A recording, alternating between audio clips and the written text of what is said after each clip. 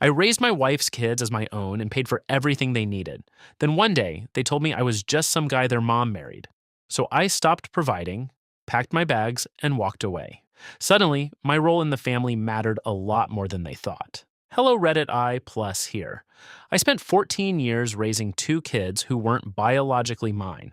I paid for their school tuition, bought their clothes, sat through parent teacher conferences, and worked overtime so they could have opportunities I never had growing up. Then one sentence changed everything. You're just some guy mom married. After that, I packed my things and left. Now, half my family says I abandoned them. The other half says I should have left years ago. I'm still trying to figure out if I did the right thing. For context, I'm 46 years old now. 14 years ago, when I was 32, I met a woman named Rebecca. She was a widow raising two children alone. Her husband had died in a construction accident when their son was 5 and their daughter was barely 2. The boy, Caleb, was energetic and curious about everything. His little sister, Ava, followed him everywhere and had the biggest smile I'd ever seen. Rebecca was drowning. You could see it immediately. She worked long shifts, barely slept, and spent every waking moment trying to keep her family together.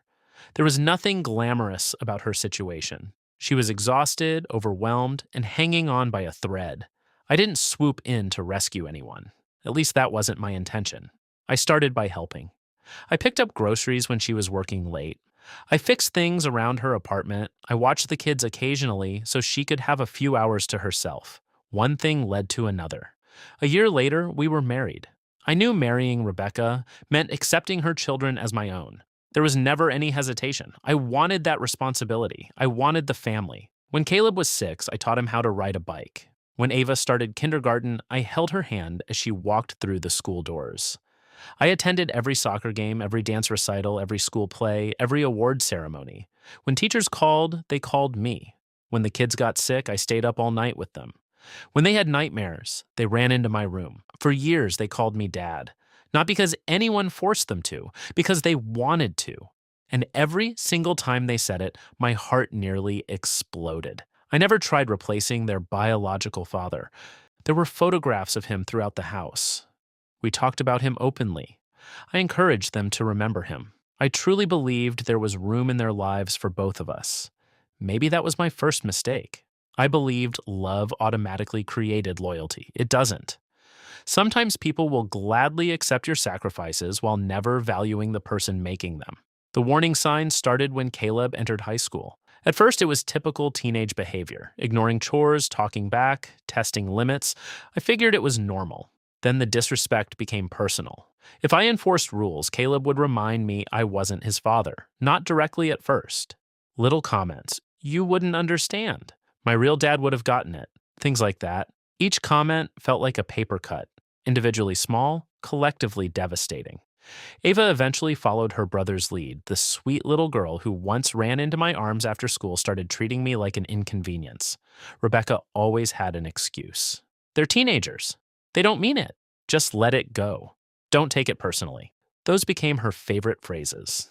What she never seemed to understand was that I wasn't upset about teenage rebellion. I was upset because I was standing alone. Every time I tried setting boundaries, she undermined me. Every single time. If I grounded Caleb, she'd quietly reverse the punishment. If I took away privileges, she'd give them back. If I confronted disrespect, she'd tell me I was overreacting. I started feeling less like a husband and father and more like an ATM that occasionally got lectured for having opinions. Still, I stayed. I kept telling myself things would improve. I kept believing love would eventually win. Then came the night that changed everything. Caleb was 19, his curfew was midnight. At 2 in the morning, he still wasn't home. No phone call, no text, nothing.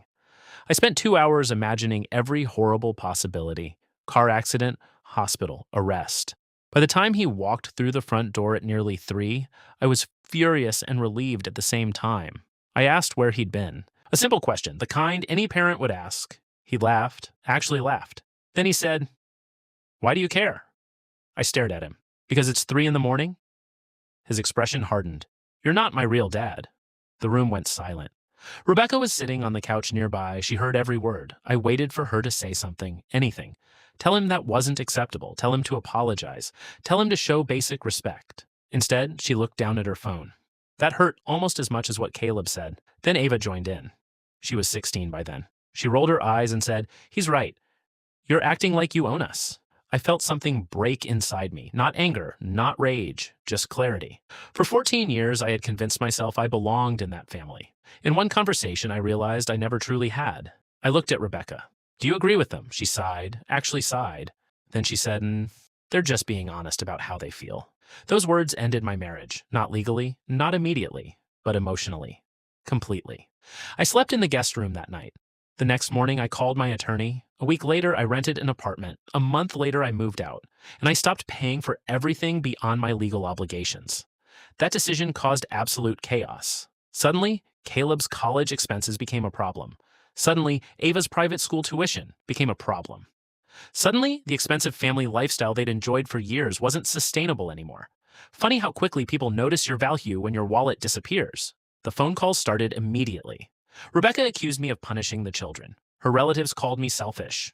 Friends I hadn't heard from in years suddenly had opinions about my responsibilities. One person actually said, "You signed up for those kids." I agreed. I'd signed up to be a father, not a financial resource for people who openly rejected me. There's a difference, a huge difference. The most shocking part came 3 months after I moved out. Caleb called, for the first time since everything happened. I honestly thought he wanted to apologize. Instead, he asked if I would continue paying for his university housing. No apology, no accountability, just money. I laughed. Not because it was funny, because it was unbelievable. I asked him one question. Why would I do that? His answer told me everything. Because you've always taken care of us. Not because he loved me, not because I mattered, because I paid. That was the role they'd assigned me, provider, nothing more. I declined. He hung up. 6 months later, Rebecca filed for divorce. The process was surprisingly quick. There weren't many assets to fight over because most of my income had gone towards supporting the family for years. When everything was finalized, I expected to feel devastated. Instead, I felt free. For the first time in over a decade, nobody treated me like an obligation machine. Nobody demanded endless sacrifices while offering nothing in return. I started rebuilding my life. I traveled. I reconnected with friends. I picked up hobbies I'd abandoned years earlier. Slowly, I remembered who I was before I became everyone else's solution. Then, almost 2 years later, Ava contacted me. By then she was 18. Her message was short. She said she missed me. She said she wanted to talk. Part of me wanted to ignore it. Part of me wanted to believe she'd changed. We met for coffee. For the first hour, she cried. She admitted she'd been cruel. She admitted she'd followed Caleb's example because it was easier than standing up to him. She apologized. A real apology, not one with excuses attached. Then she told me something that hit harder than anything else. After I left, she finally realized how much I'd done. Not because someone explained it, because she had to live without it. For the first time, she saw the sacrifices, the effort, the years. She said she'd spent months feeling ashamed. I accepted her apology, but I was honest. I told her, some wounds don't disappear. You can forgive someone and still never return to the relationship you once had. We're slowly rebuilding something now. Not father and daughter, not yet, maybe never, but something. Caleb never apologized. As far as I know, he still believes I overreacted. That's his choice. He's entitled to it. I'm entitled to mine. The biggest lesson I learned is that love without respect becomes exploitation. You can give someone your time, your money, your energy, and your heart. But if they don't respect you, none of it matters. Eventually, you become a resource instead of a person. And the hardest thing I ever did was walk away from people I loved. But sometimes staying teaches others that your boundaries don't matter. Sometimes leaving is the only way to remind everyone, including yourself, that they do. So that's my story. I spent 14 years being dad. The moment they decided I was just some guy their mother married, I stopped pretending otherwise. And honestly, walking away hurt, but staying would have hurt even more.